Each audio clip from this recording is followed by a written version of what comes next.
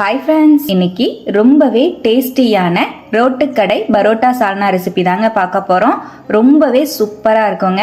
பரோட்டா, சப்பாத்தி, பூரி, தோசை, இட்லின்னு எல்லாத்துக்கும் சூப்பரா இருக்கும். செய்யறதும் ரொம்ப ஈஸிங்க. நான் சொல்லியிருக்கிற மெத்தட்ல பரோட்டா சால்னா செஞ்சு பாருங்க. அப்படியே உங்களுக்கு ரோட்டு கடையில சாப்பிட்ற மாதிரி டேஸ்ட் கிடைக்கும். ரொம்ப சிம்பிளாவும் செஞ்சிடலாம். இப்ப இந்த டேஸ்டியான பரோட்டா சால்னாவை எப்படி செய்யறதுன்னு பார்க்கலாங்க.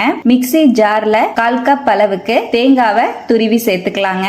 இதோடவே 1 டேபிள் ஸ்பூன் அளவு வேர்க்கடலை சேர்த்துக்கலாம். இதுதான் ரொம்ப முக்கியமான ஒரு பொருளுங்க. நம்ம பரோட்டா சால்னாக்கு நல்ல திக்னஸும் கொடுக்கும், நல்ல கிரீமி டெக்ஸ்சரும் டேஸ்டும் கொடுக்குங்க. கண்டிப்பா வேர்க்கடலை 1 டேபிள் ஸ்பூன் அளவுக்கு சேர்த்துக்கோங்க. 1 டீஸ்பூன் சோம்பு சேர்த்துக்கலாம். தேவையான அளவுக்கு தண்ணி சேர்த்து நல்லா நைஸா அரைச்சு எடுத்துக்கலாம். இப்ப நம்ம தேங்காய் பேஸ்ட் ரெடி ஆயிடுச்சு. இருக்கட்டும். குக்கர்ல 1 டேபிள் ஸ்பூன் ஆயில் சேர்த்துக்கலாங்க.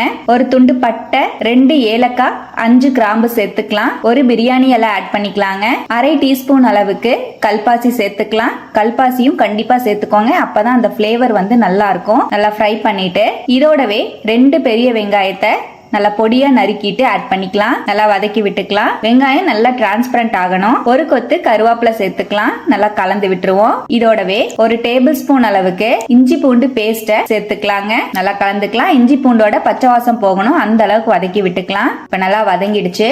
இதோடவே 2 தக்காளி பழத்தை நல்லா பொடியா நறுக்கிட்டு சேர்த்துக்கலாம். தக்காளியை நீங்க அரைச்சு கூட சேர்த்துக்கலாம். நல்லா வதக்கி விட்டுக்கலாம். தக்காளியை சேர்த்து நல்லா வதக்கிட்டு இதோடவே 1 டீஸ்பூன் அளவுக்கு கல்லுப்பு சேர்த்துக்கிறேன். 1/2 டீஸ்பூன் அளவுக்கு மிளகாய் தூள் சேர்த்துக்கலாம். உங்க காரத்துக்கு தகுந்த மாதிரி மிளகாய் தூள் ஆட் பண்ணிக்கோங்க. 2 டீஸ்பூன் கொத்தமல்லி பொடி சேர்த்துக்கலாம். 1/4 டீஸ்பூன் மஞ்சள் பொடி சேர்த்துக்கலாம். நல்லா வதக்கி விட்டுக்கலாங்க.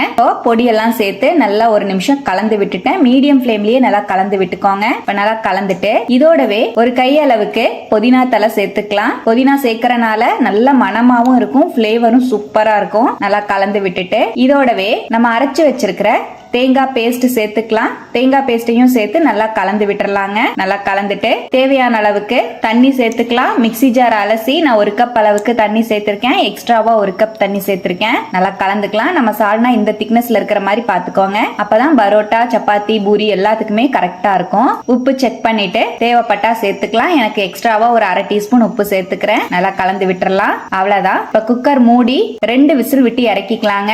நான் ஒரு 2 விசில் விட்டு இறக்கிட்டேன். நம்மளோட டேஸ்டியான பரோட்டா சால்னா சூப்பரா மணக்க ரெடி ஆயிடுச்சுங்க. குக்கர் விசில் வரும்போது வீடே மணக்கும். அந்த அளவுக்கு கமகமன் வாசத்தோட இருக்கும். நல்லா கலந்துட்டு கடைசியா நறுக்கின மல்லித்தலை சேர்த்துக்கலாம். நல்லா கலந்து விட்டுறலாம்.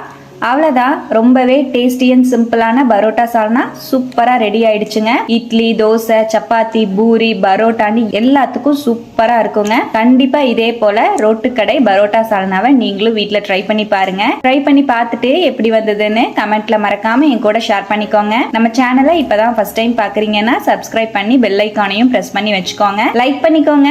ஃப்ரெண்ட்ஸ் அண்ட் ரிலேட்டிவ்ஸோட ஷேர் பண்ண மறந்துடாதீங்க ஃப்ரெண்ட்ஸ். தேங்க்யூ.